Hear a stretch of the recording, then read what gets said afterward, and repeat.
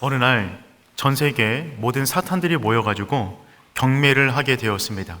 자신들이 갖고 있는 자신들만의 강력한 무기를 가지고 나와서 경매를 진행하는 것입니다. 그 가운데 물건들을 다음과 같은 것들을 내놓았습니다. 증오, 질투, 거짓말, 교만, 유혹 등등입니다. 근데 그 가운데 아주 고가의 가격이 매겨져 있는 한 가지 물건이 있는 것입니다. 이때 견습생 사탄이 고참에게 물어봅니다. 저것은 무엇입니까? 선배 사탄이 이렇게 말을 합니다. 저것은 염려란다. 아니, 그런데 왜 염려에 최고의 가격이 매겨져 있는 것입니까? 이때 선배 사탄이 이렇게 말을 했다고 합니다. 염려는 가장 오랫동안 가장 많은 사람들을 쓰러뜨린 효과적인 무기이기 때문이다. 혹시 일주일간 무엇인가 염려하셨습니까? 공격당하신 것입니다. 여러분, 그렇습니다. 사탄이 쓰는 가장 유용한 무기는 염려입니다. 사탄은 그래서 우리가 눈을 뜨는 순간부터 눈을 감는 그 순간까지 어떻게 하든지 염려하게끔 만듭니다. 그렇게 할 수만 있다면 사탄의 입장에서 가장 적은 노력을 들여서 가장 큰 공격과 효과를 볼 수 있기 때문에 그렇습니다. 그런데 사람들은 염려를 심각하게 생각하지 않습니다. 그렇기 때문에 사탄 입장에서는 염려가 더욱더 좋은 공격 무기가 되는 것입니다. 염려라는 것은 어느 정도 경도가 약한 두려움이라고 할 수 있습니다. 두려움 전 단계가 염려가 되는 것이죠. 무엇인가 큰 일이 벌어진 것이 아닌데 무엇인가 큰 일이 벌어질 것 같은 느낌을 받게 만드는 그것이 염려입니다. 맥스 루케이도 목사님은 염려를 표현할 때 다음과 같은 말씀을 하신 적이 있습니다. 곰을 본 적이 없는데 마치 하루 종일 곰을 10마리 정도 만난 듯한 그 느낌적인 느낌이 염려이다. 내 삶 가운데 곰이 숨어 있어서 어느 순간 뛰쳐나와 나의 가족과 건강과 재정과 자녀를 덮칠 것 같은 그 느낌이 염려라는 것입니다. 그래서 염려의 마음이 빼앗기게 되면 우리의 입술은 두 가지 언어에 휩싸이게 됩니다. 첫 번째는 무엇이냐면 미래형으로 만약 뭐뭐 하면 어떻게 되지? 라고 하는 말을 입에 달고 사는 것이죠. 만약에 거래가 성사되지 않으면 어떡하지? 만약에 건강검진이 안 좋게 결과 나오면 어떡하지? 만약에 그 사람이 나를 싫어하면 어떡하지? 만약에 회사에서 그만두게 되면 어떡하지? 이처럼 염려에 휩싸이게 되면 미래형으로 만약에 어떻게 하면 어떡하지? 라고 하는 말을 자신의 입과 마음 가운데 가득 채우고 살아가는 것이죠. 아직 벌어지지도 않은 미래를 현재로 가지고 와서 현재를 못 살게 되는 것입니다. 두 번째 언어는 과거형으로 쓰는 것입니다. 만약에 내가 전에 뭐뭐 했었더라면 이라는 말을 입술 가운데 가득 머금고 살아가는 것입니다. 만약에 내가 더 부유했더라면, 만약에 내가 그때 더 현명했더라면, 만약에 내가 그때 더욱더 참았더라면, 만약에 내가 그때 더욱더 노력했더라면 라는 식의 이야기를 가지고 이미 지나가 버린 일을 현재에 가지고 와서 현재를 살지 못하고 과거 가운데 매여 살게 되는 것입니다. 염려에서 염려가 사라지면 염려할 일이 없겠네. 그러니 여러분, 염려할 일은 정말 없는 것입니다. 그러니 사랑하는 성도 여러분, 염려를 멈추시기를 축복합니다. 오늘 본문의 말씀은 다음처럼 시작이 됩니다. 6절 3반절입니다. 아무것도 염려하지 말고, 아무것도 염려하지 말라라는 선언으로 오늘 본문은 시작하고 있어요. 염려라는 영어 단어로 보면 worry라는 단어를 쓰고 있는데 이 단어의 원래 의미는 무엇이냐면 물어뜯다, 이빨로 목을 물어뜯어 질식시키다 라고 하는 의미를 가지고 있습니다.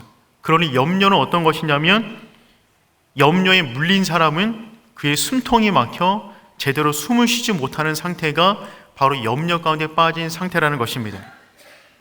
염려라는 말의 헬라어 단어를 보면 메림나스라는 단어를 쓰고 있는데 이 단어는 찢다, 흩어지다, 나누어지다 라고 하는 의미를 가지고 있어요. 염려에 상처를 입은 영혼은 이리저리 찢겨져서 그 마음을 종잡을 수가 없는 상태가 되는 것입니다. 그렇다면 우리는 어떻게 하면 염려하지 않을 수 있을까요? 아니, 염려가 없는 삶이라는 것이 가능하기는 한 것입니까? 염려가 없는 삶이라는 것은 정말 모든 것을 다 갖추고 아무 문제 없는 사람만 염려에서 벗어날 수 있는 것은 아닐까요? 그렇다면 지금 바울이 성령의 감동으로 말미암아 이 성경 말씀을 기록하고 있는데, 바울은 지금 그의 모든 형편이 다 형통하고 모든 일을 다 이루었고 너무나 편하기 때문에 이와 같은 말을 하고 있는 것입니까?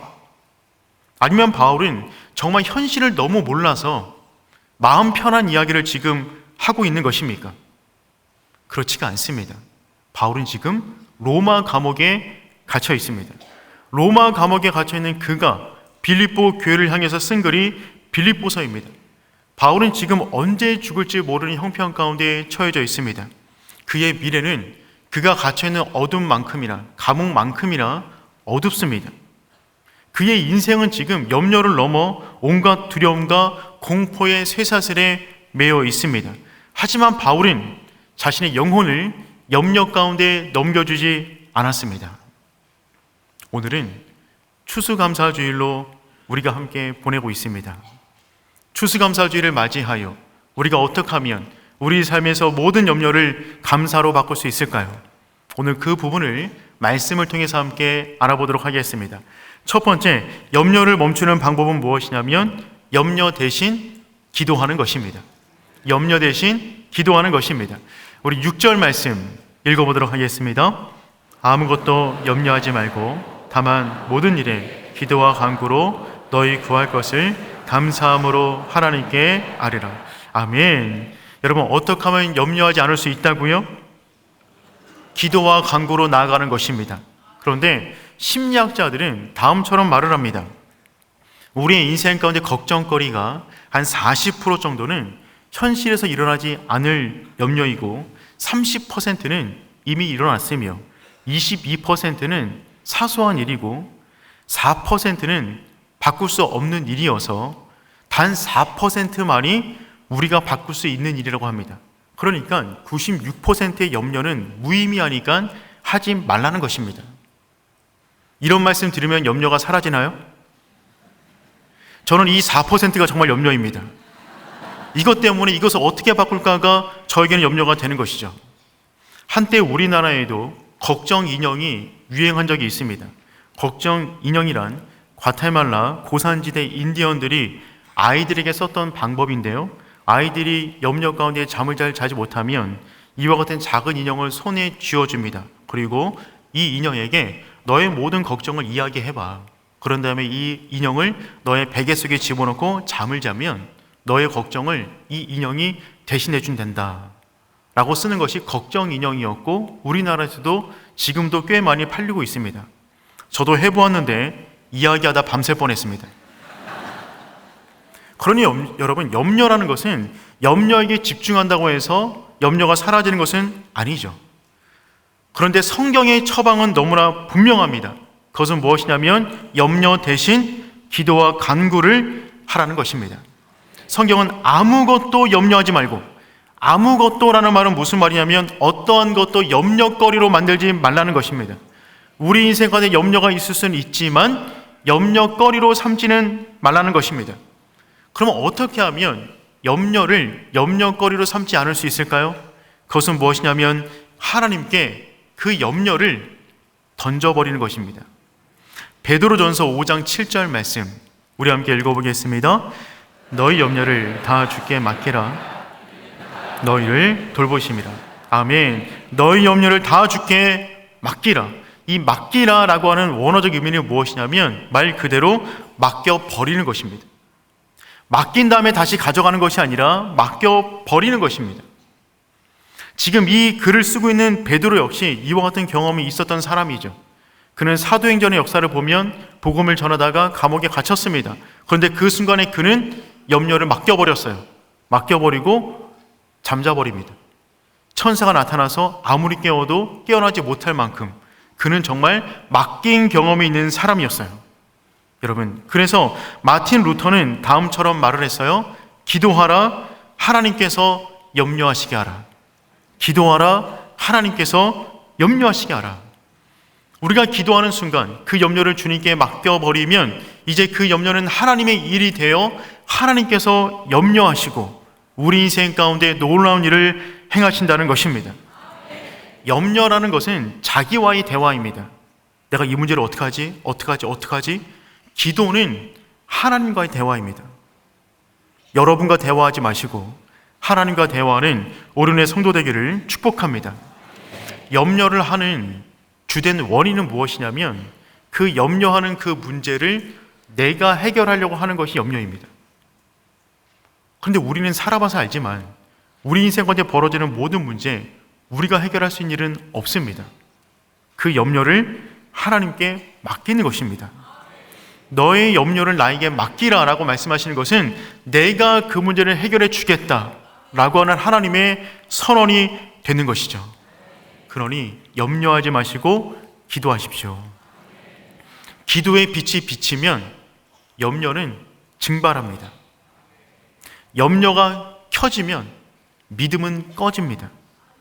염려가 켜지면 믿음은 오프되는 거예요. 하지만 믿음이 켜지면 염려는 사라집니다. 염려의 시작은 믿음의 끝이지만 믿음의 시작은 염려의 끝이 되는 것이죠. 그러니 성도 여러분, 염려하지 마시고 기도하십시오.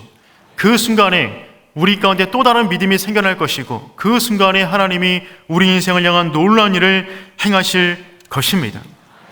너무 지나치게 염려하지 마시고 대신 지나치게 하나님을 믿는 겁니다. 그분이 우리 인생을 책임지십니다. 여러분, 내일 일을 누가 합니까? 내일은 하나님의 시간입니다. 내일 일을 염려하는 것이 아니라 내일 일을 아시는 그분께 우리의 모든 인생을 내어 맡길 수 있는 저와 여러분 되기를 축복합니다. 그 맡기는 것이 바로 기도입니다. 이번 주간 우리는 다니엘 기도를 시작합니다. 몇 시부터 줄 설 수 있다고요? 깜짝 놀랐습니다. 3시 반이니까 너무 일찍 오지 마시고 그 열망만큼, 그 열기만큼, 그 소원만큼 하나님이 채우시는 놀라운 은혜가 있을 줄 믿습니다. 두 번째, 염려를 멈추는 방법은 무엇이냐면 염려 기도가 아닌 감사 기도를 드리는 것입니다. 여러분, 염려를 멈추는 두 번째 처방은 첫 번째 처방보다 중요합니다. 기도를 하되 염려 기도가 아닌 감사 기도를 한다는 것입니다. 기도는 하나님에게 우리의 모든 염려를 던지는 행위입니다. 그런데 염려 기도는 무엇이냐면 그 문제를 던졌다가 다시 가져오고 던졌다가 다시 가져오고 이 일을 무한 반복하는 것입니다. 그러니 기도를 하더라도 염려 기도를 하게 되면 그 기도 시간이 또 다른 염려의 시간이 된다는 것이죠. 하나님은 우리의 모든 기도가 염려로 채워지기를 원치 않으십니다. 여러분, 기도하면 하나님이 예비하신 길을 보게 됩니다. 기도하면 그 길로 나아갈 힘을 얻게 되는 것이죠. 그런데 염려 기도를 하면 기도의 공회전이 일어납니다. 소리만 요란하고 앞으로 전진하지 못하고 힘은 빠지는데 탈진하는 그 기도가 염려 기도가 되는 것이죠. 염려 기도가 아닌 믿음의 기도를 드릴 수 있는 오륜의 성도 되기를 축복합니다. 기도는 믿음으로 해야 역사가 일어납니다. 염려로 하는 기도는 그 문제를 끝난 이후에 다시 제가 싸들고 가는 거예요. 그 기도를 하나님께 올려드릴 때 염려 기도가 아닌 감사 기도로 올려드릴 수 있는 저와 여러분 되기를 축복합니다. 여러분, 그리고 그 기도의 최고 단계는 무엇이냐면 감사의 기도를 드리는 것인데 오늘 6절 말씀 다시 한번 읽어보도록 하겠습니다. 아무것도 염려하지 말고 다만 모든 일에 기도와 간구로 너희 구할 것을 감사함으로 하나님께 아뢰라. 간구를 하되 감사 기도로 올려드리라는 것입니다. 염려와 감사는 둘 다 너무나 비슷해요. 둘 다 무언가 골똘히 진지하게 몰두해야만 나올 수 있는 것이 염려와 감사입니다. 염려는 엄청난 집중력을 요합니다. 그래서 염려는 그 엄청난 집중력을 자신과 상황에 몰두합니다. 자신의 부족한 능력, 모난 부분, 필요한 부분, 나의 암울한 상황에 엄청나게 몰입해야 나오는 것이 염려입니다. 그래서 염려하시는 분들의 염려를 들어보면 굉장히 창의적이에요. 아니, 어떻게 저런 염려를 저렇게까지 하실 수가 있는 거지? 이 한 가지 염려를 그렇게 밤새면서까지 할 수가 있는 거지? 그것은 왜 그런 거냐면 그 모든 에너지와 집중력을 갖다가 염려 가운데 쏟아 부어놓기 때문에 그렇습니다. 반면 감사도 마찬가지입니다. 감사는 아무나 할 수 있는 것이 아닙니다. 엄청난 하나님에 대한 집중력이 있어야만 감사를 할 수가 있는 것이죠. 하루에 감사를 3번씩 해보십시오. 기록해 보십시오. 라고 말씀드리면 그때부터 염려하십니다. 어떻게 3번씩 감사할 수가 있는 거지? 하지만 여러분, 감사에 집중하는 그 영혼들은 알고 있어요. 쓰다 보면 1페이지, 2페이지, 3페이지가 넘어가게 되는 것이죠. 염려와 감사는 둘 다 어떤 대상에게 집중해야만 나올 수 있는 것인데, 여러분, 우리 자신과 환경이 아닌 하나님께 집중할 수 있는 성도 되기를 축복합니다. 놀라운 것은 감사하는 그 순간에 염려가 사라진다는 것입니다. 감사와 염려는 공존할 수가 없어요. 감사를 하는 순간 염려는 힘을 못 쓰게 됩니다. 한번 시도해 보시길 바랍니다. 지금 머릿속으로 한 가지 감사를 떠올려 보세요. 순간 염려가 되시나요? 그럴 수가 없어요. 우리의 뇌는, 우리의 영혼은 감사와 염려를 공존하게 놔두질 않습니다.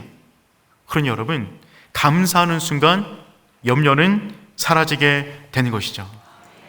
감사로 여러분의 인생에 빛을 비추시길 바랍니다. 빛을 비추면 어둠이 빛보다 더 빨리 사라지듯이 감사를 선포하는 그 순간에 염려는 사라지게 되는 줄 믿습니다. 반면 감사가 사라지면, 어둡게 되면 숨어있던 바퀴벌레가 나오듯이 감사가 사라지면 염려가 우리 인생 가운데 활기치게 되는 것이죠. 염려는 또 다른 염려를 가져오고 감사는 또 다른 감사를 불러오게 되는 것이죠. 우리 인생 가운데 벌어지는 모든 일들을 우리는 통제할 수 없지만 하나님께 맡길 수는 있습니다. 통제하려고 하지 마시고 하나님께 맡기시고 감사 기도를 드릴 수 있는 오륜의 성도 되기를 축복합니다. 그러할 때 어떤 일이 벌어지냐면 하나님께서 우리의 마음과 생각을 지켜주십니다. 우리 7절 말씀 읽어보겠습니다. 그리하면 모든 지각에 뛰어난 하나님의 평강이 그리스도 예수 안에서 너희 마음과 생각을 지키시리라. 아멘. 여러분, 말씀을 가만히 보세요. 감사 기도를 드리면 너의 모든 환경과 너의 모든 문제를 없애주겠다라는 약속 이전에 어떤 약속이 먼저 나오고 있냐면 너희 마음과 생각을 지켜주신다라고 말씀해 주셨습니다. 여러분, 이 말씀은 기도했을 때 우리 인생 가운데 있는 모든 문제가 해결될 수 없을 것이다 라고 하는 것을 전제하는 것이 아니라 보다 근본적인 우리의 염려의 문제를 해결해 주시겠다는 것입니다. 여러분, 평안의 문제는 소유로 해결될 수 있는 것이 아닙니다. 내가 돈이 많이 있다고 평안할 것이며, 내가 건강하다고 평안하고, 내가 권력을 얻으면 평안하고, 내가 인기가 많으면 평안하고, 내 인생의 모든 문제가 사라지면 평안할 것이다, 이런 말 들어보신 적 있습니까? 절대 그럴 수가 없습니다. 여러분, 도리어 많은 것을 가진 사람일수록 그것을 관리해야 되기 때문에 더 큰 염려가 있을 수밖에 없는 것이죠.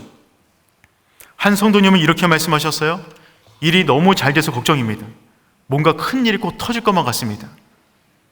우리는 소유를 가지고 우리 인생의 평안을 보장할 수가 없다고요.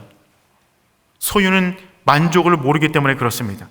그런데 오늘 본문에서 하나님께서 말씀하신 것은 무엇이냐면 내가 그 일을 이루겠다는 것입니다. 우리의 의지와 다짐으로 우리 가운데 있는 염려를 1cm도 밖으로 빼낼 수가 없습니다. 우리가 원한다고 깊은 숙면을 취할 수 있습니까?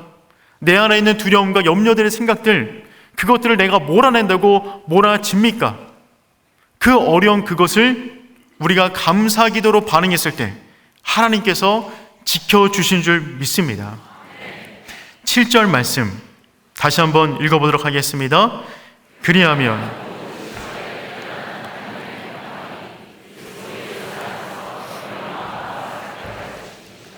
아멘. 그리하면, 감사 기도를 드리면 모든 지각에 뛰어난, 모든 지각에 뛰어난, 이 말은 무슨 말이냐면 모든 이해를 초월한, 모든 지식을 초월한, 세상의 모든 방법을 초월한, 이 땅의 사람들이 알지 못하는 하나님의 평강이 우리 가운데 임하게 된다는 것입니다.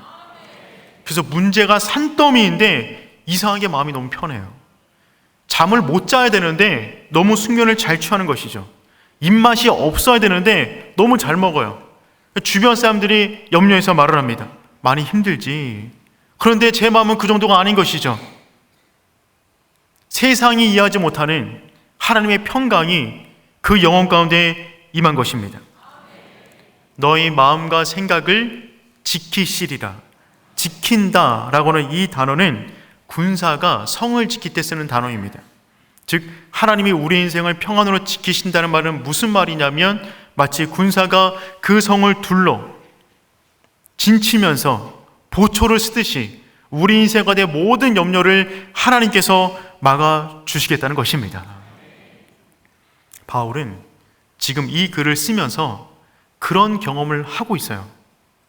바울이 지금 이 편지를 빌립보 교인들에게 쓰고 있는데, 이 편지를 받아본 빌립보 교인들은요, 바울의 이 말이 허황된 이야기가 아니라는 것을 다 알고 있었습니다. 바울이 빌립보에서 어떤 일을 경험했습니까? 복음을 전하다가 몽둥이에 맞고 착고에 채워서 옥에 갇히게 되었습니다. 그 깊은 밤 옥에 갇혔을 때 그 안에 있는 모든 사람들은 한순간 원망과 두려움의 소리를 내뱉었어요. 그런데 그 순간에 바울과 실라는 어떻게 반응했냐면 감사 기도와 찬양으로 하나님께 영광을 돌렸습니다. 사도행전 16장 25절 말씀 읽어보겠습니다. 한밤중에 바울과 실라가 기도하고 하나님을 찬송하며 죄수들이 듣더라. 아멘. 바울과 실라는 그 한밤중에 착고에 매여서 두려움과 염려가 엄습하는 그 순간에 그들의 영혼을 염려에게 빼앗기지 않았어요. 그들은 감사 기도와 찬양으로 영광을 돌렸습니다. 하나님께서 그들의 마음과 생각을 지켜주신 거예요. 그 순간에 이들은 기적을 경험하고 있었습니다. 이들이 경험한 기적은 무엇이냐면, 갑자기 지진이 나서 옥문이 열리고 모든 창구가 열려서 빠져나갈 수 있는 기회를 얻은 것, 그 이전에 엄청난 기적을 경험했는데 그것은 무엇이냐면, 그와 같은 절망의 순간에서도 하나님이 그들의 마음과 생각을 지켜 감사기도와 찬양을 드릴 수 있는 마음 상태가 되었다는 것입니다. 여러분, 이것이 착구가 풀어진 것보다 더 큰 기적입니다. 그 기적을 경험하는 저와 여러분 되기를 축복합니다. 우리 인생 가운데 주어진 염려, 우리 힘으로 떨쳐낼 수가 없습니다. 하지만 하나님께 내어 맡길 때, 감사기도로 올려드릴 때 하나님이 우리의 마음과 생각을 지켜주시는 줄 믿습니다. 한 주간 본문의 말씀을 준비하면서 찬송가 429장을 홀로 많이 불러보았어요. 세상 모든 풍파 너를 흔들어 라는 찬양입니다. 제가 한번 가사를 읽어볼게요. 세상 모든 풍파 너를 흔들어 약한 마음 낙심하게 될 때에. 믿음으로 살기를 원하는데 왜 이렇게 풍파가 많은 줄 모르겠어요. 왜 이렇게 바람이 많은 줄 모르겠어요. 그런데 그때 찬송가는 뭐라고 말하고 있냐면, 내려주신 주의 복을 세어라. 주의 크신 복을 내가 알리라. 이번 한 주간을 보내실 때 하나님께서 여러분의 인생 가운데 베풀어 주신 그 복을 세어보면서 한 주간을 보내는 오륜의 성도 되기를 축복합니다. 염려를 멈추십시오. 하나님께 던지는 것입니다. 감사 기도로 영광을 돌리십시오. 그때 하나님의 평강이 그리스도 예수 안에서 우리의 마음과 생각을 지키시는 줄 믿습니다.